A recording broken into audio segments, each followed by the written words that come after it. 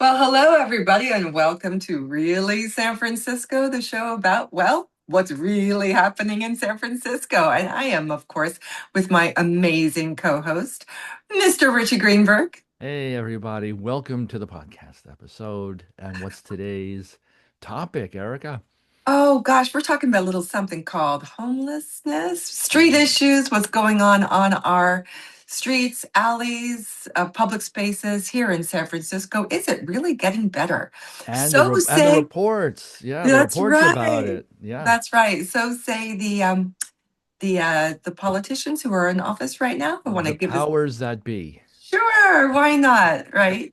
So yeah, we're going to be talking about that. But as a perfect segue, I did go to the Salvation Army's gala last night honoring the Way Out, which is a free program for anybody in San Francisco, but I think you pretty much have to be a San Francisco resident of some kind to get free recovery services on site. It's an amazing program. Super proud of it, and this was a fundraiser for it, and it brought out the political stars. That's for sure. Where was it Yes, held? it was held at One Sansom. I can't say that very well. One Sansom. Sansome. So that's And right off of Market, right? that's right. And Yeah. most people will be able to recognize it because it's got these gorgeous columns inside and it's got a martini bar, beautiful Mhm. little martini carts that come out. But last night it was all about fundraising for the Mhm. Salvation Army. So it was pretty much everybody. You're talking Daniel Lurie, Brooke Jenkins, several supervisors, Mhm. one person who's running for Congress, Marie Harabial, was there, and none Ah, of the she is. others, which was really Oh, interesting. that's interesting. I wonder why. I mean, this was Absolutely. a big deal, and Yeah, yeah. wow. So it was a big deal. It was a big deal. And there was a lot, of course, Steve Adami, who's with the program. Hmm. And again, all talking about the success rate. Success, success, success. We Hmm. are helping people on the streets and helping San Francisco have a better, safer, cleaner community. Hmm. So that aside, oh, also, Richie, I will never again wear a strapless dress all Ah. night long. Tug, tug, tug. Horrible. Not ever going to happen again. Okay, No. that aside, Wow. no dancing Okay. for me. Mm. Um, okay, so today's topic, we are talking about the reports that have come out. Of course, Daniel Lurie came out as a shining star.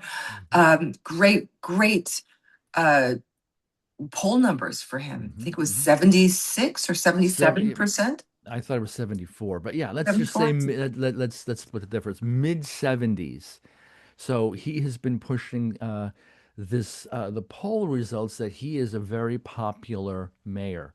And his PR team came out with messaging saying that he's America's most popular mayor. Well, first of all, there was no actual polls done nationally to rank him in the top, but so that's an interesting way of spinning his popularity. And but I didn't get asked. I didn't get a poll, a phone call, or someone on the street asking me about this. I don't know anyone. Did you get a phone No, call asking about the polling I on his didn't, numbers? Yeah, but these are sample sizes right. there that are contested and true. 850. Yeah, Yeah. I mean, 850, we'll do 870. national poll for 1,000 people. So, and then get the poll numbers. So, or Yeah. the poll results. But yeah, I mean, he definitely seems to be very, very Well, popular. and, People and tend to like him. that's true. I mean, you and I have been following politics for years. At least one of us has run for office, so we know what polling numbers can be, what they can influence, and Yeah. whoever it is that runs the poll itself. Oh, bless you. Excuse Oops. me. Okay, my turn soon, but bless you, Erica. Thank you. So, Thank you. yeah, whoever runs the poll can actually influence the outcome of the poll. Mhm. It's called a push poll, also. But regardless, I mean, there's no doubt that San Franciscans as a whole, even us, you and I, we feel that there is a marked difference in attitude and in the sentiment of the city here. That there's no doubt about that. Um, Whether or not it's totally meaningful is another issue. Um, so he puts out this actually it was two things. First of all, just to say that he is America's most popular mayor, most highest approval, 74%, doing a great job. Keep it going. The city's on the rise, right? But then at the same time, there was also a press conference where he talked about a report about homelessness, and that's what today's theme is about homelessness, right? So I just have a couple of statistics that I just have printed out over here. First of all, there's the results of the point in time count. Now, what is the point in time? Are you familiar with what that is? Course, All of right, tell course. The tell point tell in time listeners. count is one night or day. This is kind of a big point of contention right now, Yeah.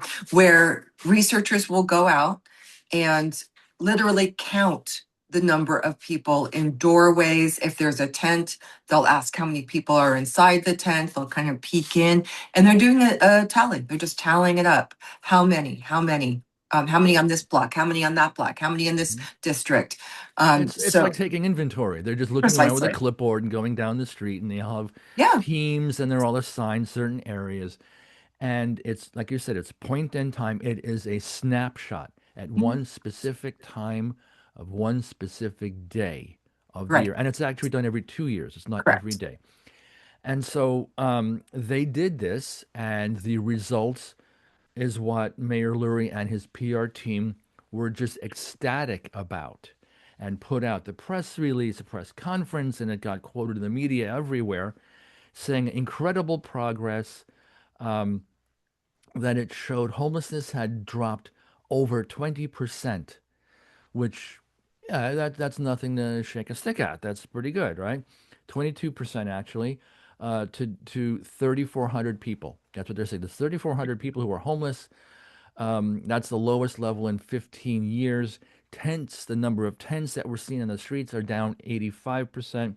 And overall homeless, see, there's a difference between people who are living unsheltered. They're on the street or in a car versus indoors somewhere, but it's not their own home. Mhm. So that's a distinction between what kind of homeless you're talking about. So overall homelessness had fallen by 4% to just under 8,000.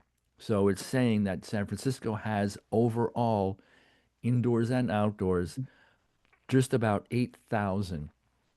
And that is what they were pushing. Now, Mayor Lurie says that this is proving that his plan, the Breaking the Cycle plan, which includes aggressive outreach, expanding the number of shelters and their capacities, the treatment centers, and sweeping encampments to get them out, to sweep them away, that it was working. His plan is working. More people, this is like a quote from him, more people are coming inside to get shelter and treatment, and we're moving in the right direction. Well, so yeah, that sounds great. That sounds encouraging. It sounds positive. It sounds uplifting. But there is a couple of things here, and you brought up part of it, right?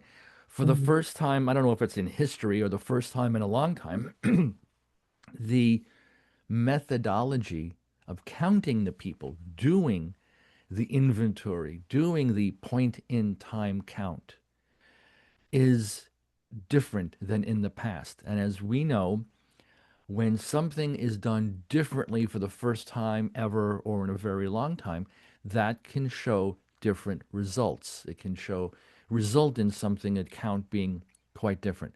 And that is what we're seeing here.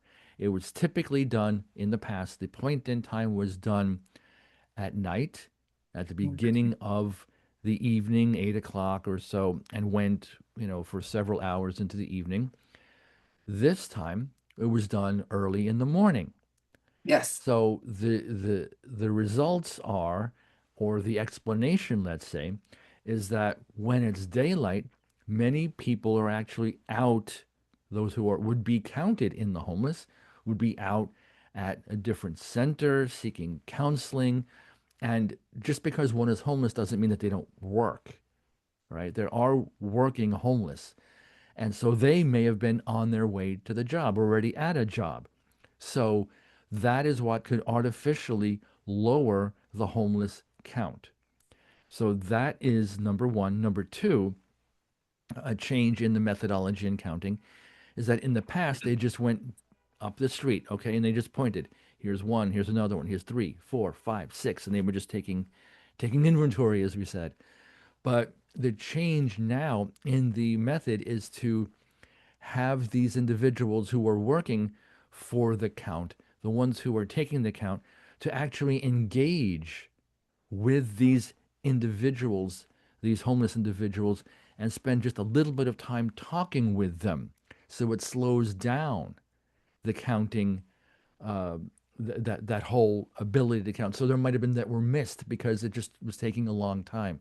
And by that time, by slowing it down, allowed others to either, move on and move out of their tent or go to a shelter for treatment or to go to their job. So that's what is being, I shouldn't say the word blamed, but is a very serious consideration in the accuracy of the count. That's what's coming out of this. Well, I mean, I think you use the right word here, accuracy. This Hmm. is a very imprecise set of data. It's you can't. There's so many factors that can influence the number of people on the street.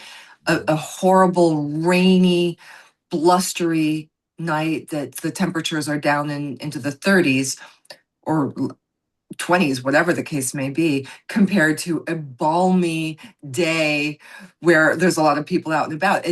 They're very, they're not, it's not apples to apples, it's apples to oranges. So Exactly. it's really hard to get that comparison.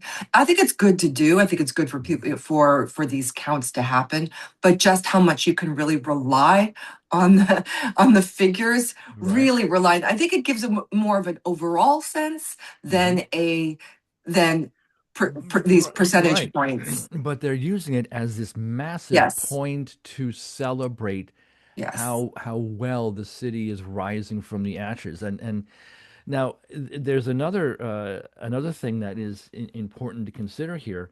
And I'm just looking over some of the reports that I had gotten here, is that this is potentially, by not seeing the individuals out on the street and getting them inside, indoors, into housing, into a shelter, into supportive housing or single room occupancy locations,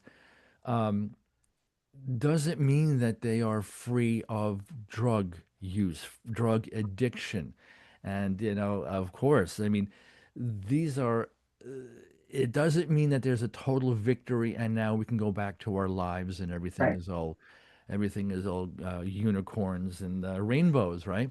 So it simply means that the people who were previously homeless are now indoors somewhere, but there's still potentially severe problem with addiction with these individuals, and moving those out of sight doesn't mean that those individuals are now, cured, that their lives are back in order and everything is all fine. Absolutely. And the word homelessness and homeless just keeps being brought up. And what actually does that mean? Because somebody does not have uh, a lease to an apartment Mhm. or a mortgage, right? Does that make them homeless? But Now, for if the city, somebody has that is one category. Yes, it does. It That's does. right. Yeah. So, but you also have situations where a 22-year-old has left home because they've got a drug issue or they just want to party, right? They Mhm. leave home, which they do have a home, right? Mhm. Their parents' home. They just left home, right? And came to San Francisco to hang out on the streets. They Because could the drugs are cheap. absolutely. Mhm. So they definitely are being counted as homeless. Now, it's true. They don't have they don't have Mhm. their own rent to Right. pay, but they've Right. got mom and dad who live in San Mateo, right? And they're still collecting Or mail other there. states. They came from Absolutely. Louisiana. They came from New So Jersey. Yeah. Yeah. yeah, I mean that's Yeah. a really, really big, important meatball that's Yep. out there Yep. that is being counted in a completely wrong way. Yeah. Um, and So what it's would not. Mhm. what would be great would be to have the results to say, okay, here's those that were chronically homeless that have been in San Francisco for 5 years, 10 years, and they are homeless on the streets. Then That's another right. category, where did they come from if not? So, how many people have been here between individuals between, let's say, a week to 6 months, somewhere around there, and Mhm. where did they come from? So That's right.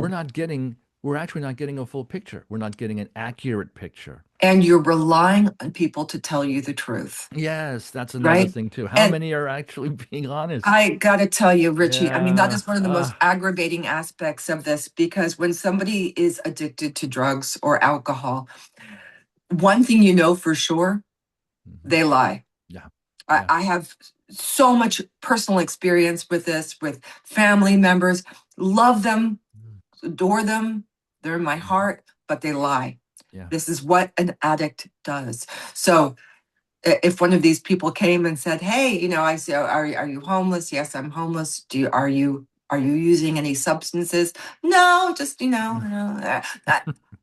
it's there's I would Yeah. not trust that ever for any reason. So Yeah. that's one thing. The other is a lot of people who are on the streets, sleeping on the streets, hanging out with somebody who are sleeping. They they have a home in one of San Francisco's permanent supportive housing units. Hmm. And are they telling the truth? Are they saying, "Oh no, I've got a place," or are they just saying, "No, I'm just hanging out"? Again, Hmm. this is Hmm.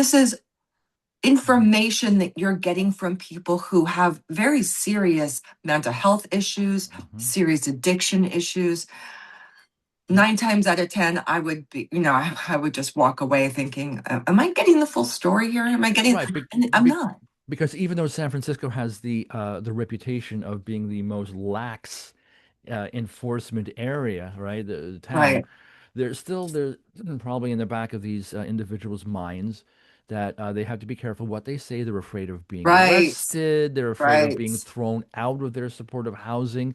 They're afraid of being cut off from their supply of Mhm. whatever it is Yeah, they're partaking in, right? So you add all this together. So the lying, there's a very mhm. big incentive to lie.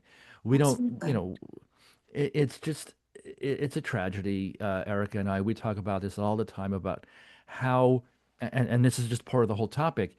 Um, yeah, you have on the one hand in City Hall, you have Mayor Lurie announcing like this victorious, the results of the poll that look fantastic, yet mere blocks away on Market and Sixth you have that the videos that we see from JJ and others Mhm. showing pre-dawn, right? Pre-dawn, um, massive open air drug market with the dealers Right. there throwing around their drugs, the meth, fentanyl, individuals hunched over, some in wheelchairs hunched over.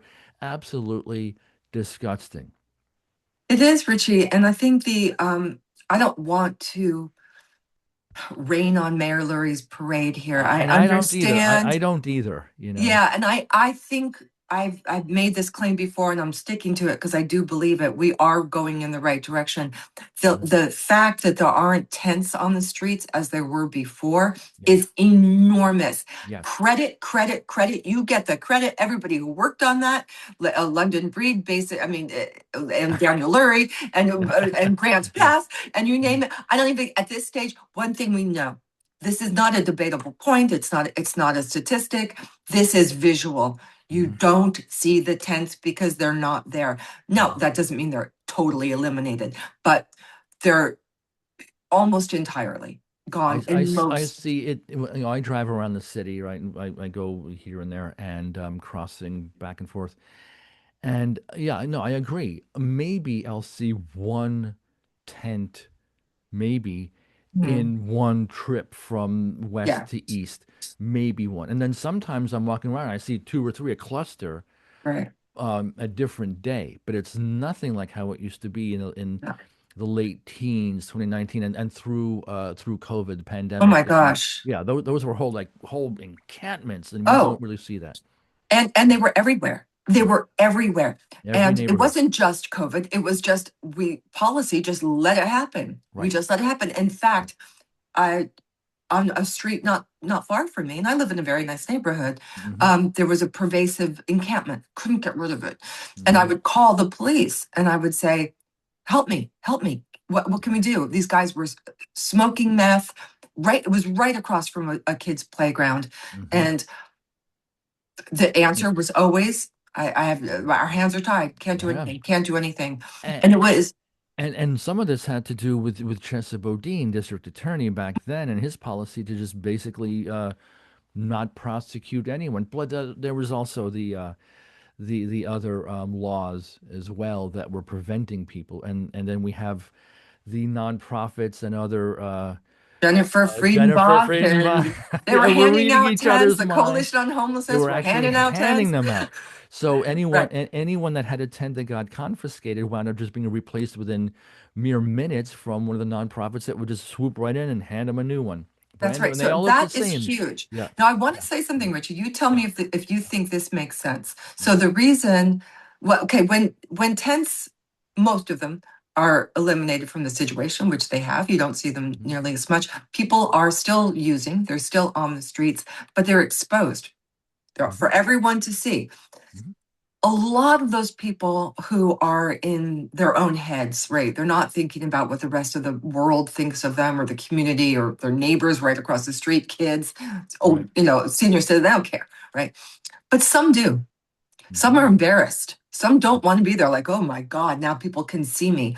Could that be one reason that we see fewer homeless people? Maybe a portion of them said, I don't like being exposed. You mean the addicts, the users Yes, yeah, don't want to yeah. be out in broad daylight, That's right. to be photographed and recorded, Or or just just yeah, seen. yeah, You want some pride. Some people, if you still have a little bit of pride in hmm, yourself, right? maybe. You don't necessarily want the whole people walking by and looking at you. It's So that's embarrassing. so that's why they would do it in a tent, and without a tent being there, now you're exposed, right? Or Exactly. or you'd find a corner, a dark Right. corner in an alleyway, in a dark doorway, some foyer of a building, Sure. or indoors. You've got a friend that has a room in one of these buildings, supportive housing buildings, and if there's no um, policy that is against doing drugs on the premises, which I think the majority don't, right? They don't enforce it, Right. even if they do. That's where they wind up doing it, and then they can just come back out onto the street and go on their way wherever they're going next. So yeah, I mean, this is part of the whole interpretation of Lurie's report is that they basically have just moved a lot of these individuals out of sight. That's right. Yeah. Mhm. And so the net effect though is like Yeah. what is our community looking like right now? San Francisco as a whole. As a Mhm. whole, it's a lot better. I Yes. believe it's better. Yes, I In agree. certain areas, it's as bad, if not worse, Correct. because it's starting to get very concentrated. And I'm Mhm. not starting, it is concentrated in Mhm. certain blocks, which And are now we see that they're starting to move into parts of the mission that they that's weren't right. before because of the sweeps and other reasons that the typical areas are expanding or just shifting elsewhere, and That's this right. is very problematic as well. So it's not really reducing them; it's just moving a few blocks away, moving a mile away, or what have you, and that's the problem. So I think if we just want to summarize this whole topic, it's like yes, San Francisco in the majority of the city looks better, looks cleaner and clearer of the tents and homeless and addicts. Mayor Lurie's press conference and his announcement is a bit exaggerated, and the data is manipulated, which cherry picking, we know how that Yeah. works. It's um, it's a general overview. It's cherry picking. It's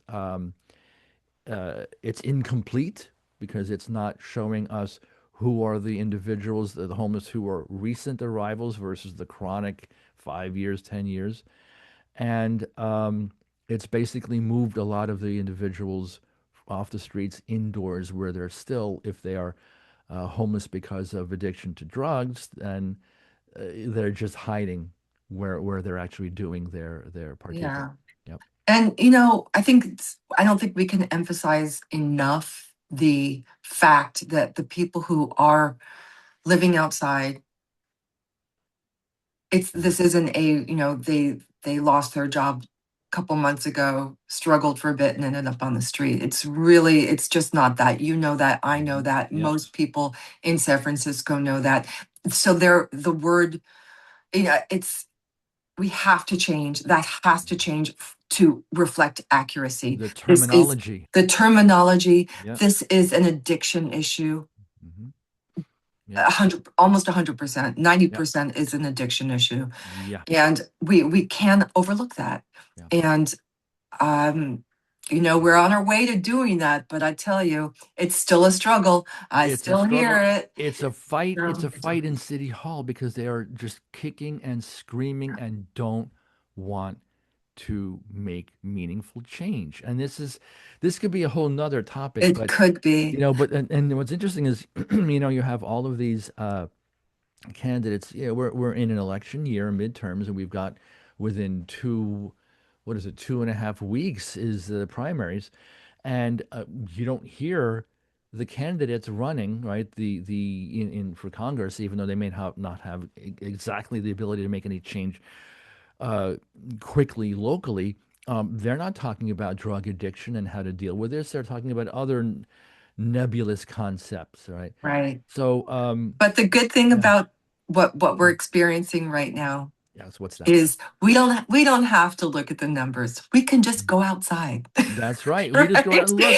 And That's that's right. what we need to do. We need to Yeah. keep going outside As we do. as we Okay. do. So Richie, I want to say thank you so much for always being I'm just gonna give you a couple compliments Oh, here oh, oh, oh. for being a truth teller, right? You Well, have and you nothing, too. thank you, but you have nothing to gain. We have nothing to gain Oh, by not telling the truth. In that's fact, right. we have a lot to lose because Hmm. it unfortunately it can get people very angry with us sometimes. Exactly. But we don't answer to anyone. You don't That's answer right. to anyone. The truth Neither is of the truth. us The facts are the facts. neither of Yeah, us has a personal agenda. Neither of yeah, us is bound by agreement or financing to say things in a certain way. yeah. Neither of us is running for office. Neither of us is trying to get onto a board or a commission. Right. So we're just telling it like it is, like it really is San Francisco. That's right. So thank you so much to everybody who has Mhm, joined us for the first time today. Welcome. mhm, And please subscribe. This is wonderful to be able to do every week. We mhm. usually do it every week. Yep. And we'd And love here to and hear here we from are. you. And we want to hear from you, Yep. right? So Hmm. Richie, what's the best way to get in touch with you and us? Well, you can write to us Mhm. collectively, podcast at reallysfnews.com, and that's a website, reallysfnews.com.